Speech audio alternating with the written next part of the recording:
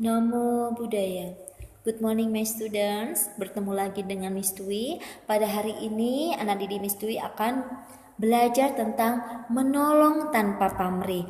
Menolong tanpa pamrih adalah menolong tanpa mengharap imbalan, pujian atau balasan dari orang lain.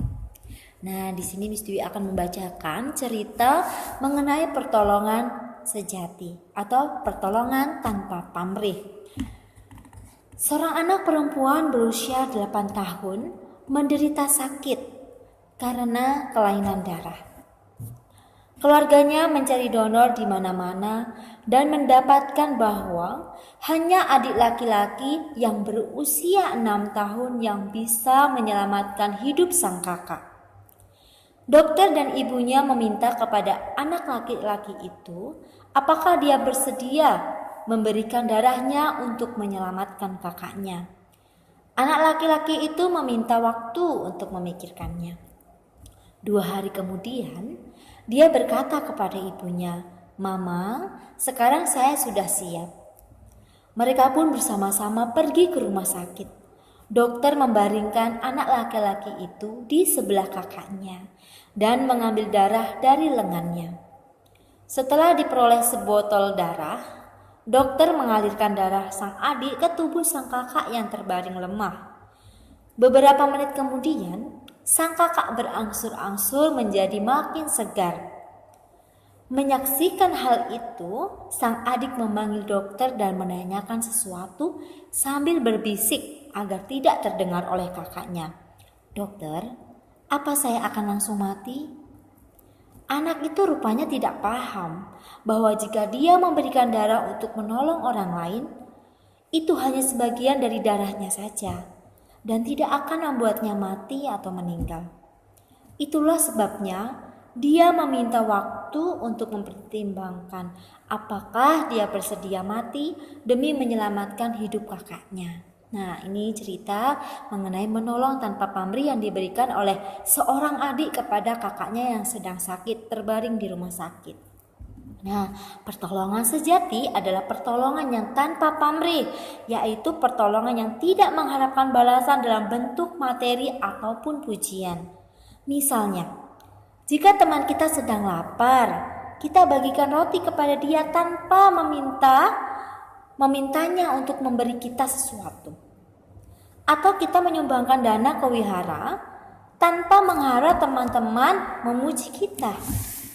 Jika kita menolong teman dengan berharap ia akan memberi hadiah atau orang memuji kita, berarti itu bukan pertolongan sejati. Contoh orang yang memberi pertolongan sejati adalah orang tua kita. Orang tua selalu menolong kita sejak kita lahir. Mereka tidak pernah meminta balasan dari anak-anaknya.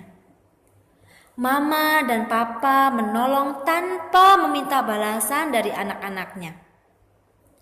Dan tidak memikirkan apakah anak-anaknya ini akan membalas dan menolongnya. Akan tetapi, meskipun orang tua tidak mengharapkan balasan, anak-anak wajib membalas jasa orang tua dengan cara apa? Menghormati, mematuhi peraturannya, mematuhi perintah-perintahnya, dan menolong mereka ketika mereka kesusahan. Buddha juga selalu memberikan pertolongan sejati. Buddha selalu berusaha menolong semua makhluk yang menderita dimanapun ia jumpai. Buddha menolong tanpa mengharapkan pujian dan hadiah dari orang-orang yang ditolongnya. Buddha menolong semua makhluk dengan cara mengajarkan dhamma atau ajaran kebenaran. Karena apa? Karena dhamma yang diajarkan sang Buddha akan membuat orang lain itu dalam keadaan yang bahagia. Nah, jadi di sini kita diajarkan bagaimana supaya kita dapat memberikan pertolongan kepada orang lain itu tanpa pamrih, tanpa mengharap balasan atau imbalan apapun. Tidak berharap orang lain memuji kita, tidak berharap orang lain suka sama kita.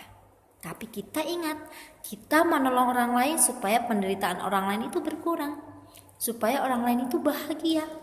Tentu kalau kita menolong orang lain, kita juga akan bahagia. Sama halnya seperti Sang Buddha. Sang Buddha tidak pernah meminta balas jasa dari kita.